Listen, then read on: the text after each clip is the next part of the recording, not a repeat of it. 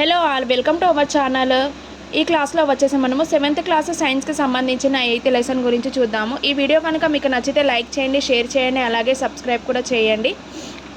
చూడండి, ఈరోజు మనం ఈ క్లాస్లో 8th లెసన్ గురించి చూద్దాము. 8th లెసన్ వచ్చేసి ఏంటి, మనకు గాలి, పవనాలు, తుఫానులు అనే టాపిక్ గురించి చూద్దాము. గాలిని కదిలే దిశను ఏమంటారు అని అంటే పవనము అంటారు. గాలి వ్యాకోచించినప్పుడు పీడనాన్ని కలగజేస్తుంది. గాలి అధిక పీడనం నుంచి అల్పపీడనానికి వీస్తుంది. అయితే గాలులు భూమి మీద ఉష్ణోగ్రత ఉన్న వ్యత్యాసాలు అనే టాపిక్ గురించి చూద్దాము. భూమధ్య రేఖ వద్ద ధృవాల కన్నా సూర్యుడి వేడి ఎక్కువగా ఉంటుంది. ఏంటి, భూమధ్య రేఖ వద్ద ధృవాల కన్నా సూర్యుడి వేగి ఎక్కువగా ఉంటుంది. అయితే భూమధ్య రేఖ వద్ద సూర్యకిరణాలు ఎప్పుడు నిట్ట నిలువుగా పడటం ఉంటుంది కదా, దీనివల్ల వేడి ఎక్కువగా ఉంటుందన్నమాట. అలాగే తక్కువ పీడనంలోకి 0 డిగ్రీల నుంచి 30 డిగ్రీల అక్షాంశ ప్రాంతం చల్లని గాలులు వీస్తాయి. తక్కువ పీడనంలోకి చల్లని గాలులు వీస్తాయి. 0 డిగ్రీల నుంచి 30 డిగ్రీల అక్షాంశాల ప్రాంతంలో చల్లని గాలులు వీస్తాయి.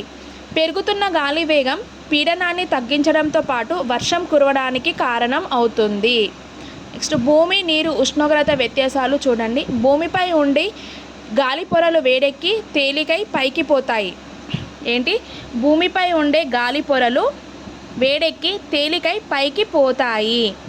ఇది సముద్ర గాలులు భూమి మీదకి రావడానికి కారణమవుతుంది. ఇది సముద్ర గాలులు భూమి మీదకి రావడానికి కారణమవుతుంది. ప్రత్యేక సమయంలో వీచే గాలును ఏమంటారు అంటే ఋతుపవనాలు అని అంటారు. ప్రత్యేక సమయంలో వీచే గాలులను ఏమంటారు, ఋతుపవనాలు అని అంటారు. అయితే జూన్ నుంచి సెప్టెంబర్ మధ్య కాలంలో ఉంటుంది. ఋతుపవనాలు ఎప్పుడు ఉంటుంది, జూన్ నుంచి సెప్టెంబర్ మధ్య కాలంలో ఉంటుంది. అయితే డిసెంబర్ నుంచి మార్చి మధ్య కాలంలో పూర్తిగా వ్యతిరేకం ఉంటుంది. సముద్రం చల్లబడుతుంది కాబట్టి భూమి మీద గాలులు సముద్రంలోకి మీదకి వీస్తాయి. అయితే సముద్రం నుంచి వీచే గాలులు వర్షాన్ని కురిపిస్తాయి అన్నమాట. నెక్స్ట్, గాలి ఉపయోగం గురించి చూద్దాండి.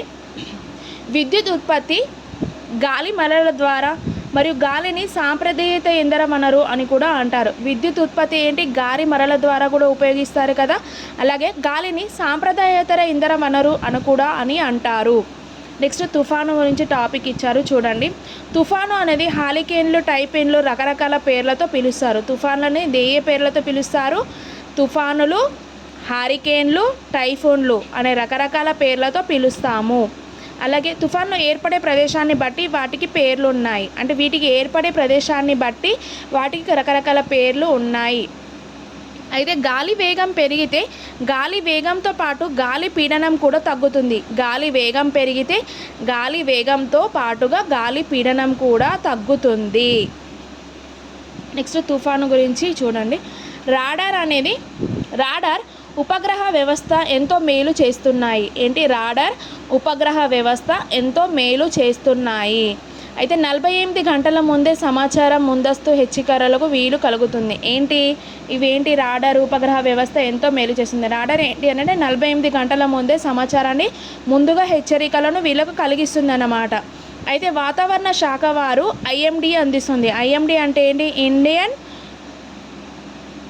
Meteorological department. IMD అంటే ఇండియన్ మెట్రోలాజికల్ డిపార్ట్మెంట్ అనేవారు వాతావరణ శాఖ వారు ఈ సమాచారాన్ని అందిస్తారన్నమాట. నెక్స్ట్, తుఫానులు అంటే అల్పపీడన వ్యవస్థలని, గాలి వేగమే తుఫాన్లు ఏర్పడడానికి ప్రధాన కారణం. తుఫానులు అంటే అల్పపీడన వ్యవస్థలని, గాలి వేగమే తుఫానులు ఏర్పడడానికి ప్రధాన కారణము.